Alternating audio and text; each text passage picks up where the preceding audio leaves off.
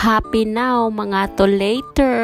Sa dili pa ta mukaon magluto sa ta. Shalan wabe tay tagaluto.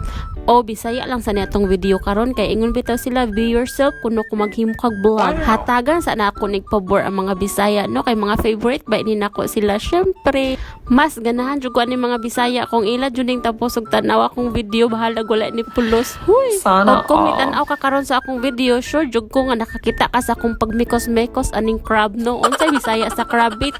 Comment daw kung nubi para mailhan nako nga ni tan-aw ka. After 1,000 years karon pa jud ko nakaluto og crab. Honestly, kasi nagluto yung papa ko. Hoy, bakit Tagalog dito? Nahirapan naman ako sa tumang kalisod. Bigla na lang ako nakatagalog. Bisaya naman pala ka.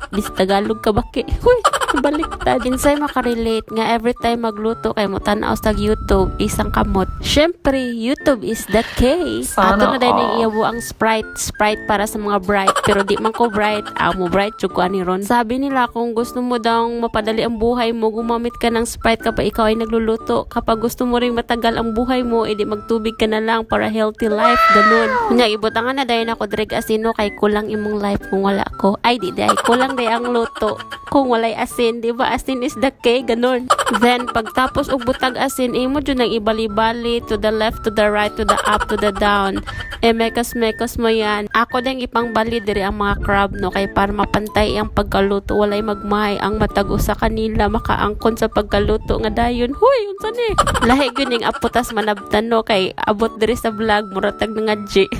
Grabe kay ni akong pagkaluto no kay dugay kay ko hinayan kay ko lihok dugay kay ko na ko magbali ani pagka magbali gibali na pod pagka magbali gibali na pod unsa man gid ante naglibog nako. Ako nabudlayan diri sa pagtanaw sa akong video no kay feeling na kun apil og kaluto akong kamot kay sige jud kog bali-bali okay to the left to the right nya diri agi butangan na akong lemon seto kay para mo balance kuno iyang lasa. Actually dugay na ni siya nga video og karon pa siya nako gi voice overan dugay na sa din ako na edit og karon pa nako siya na voice overan kay tamad ko.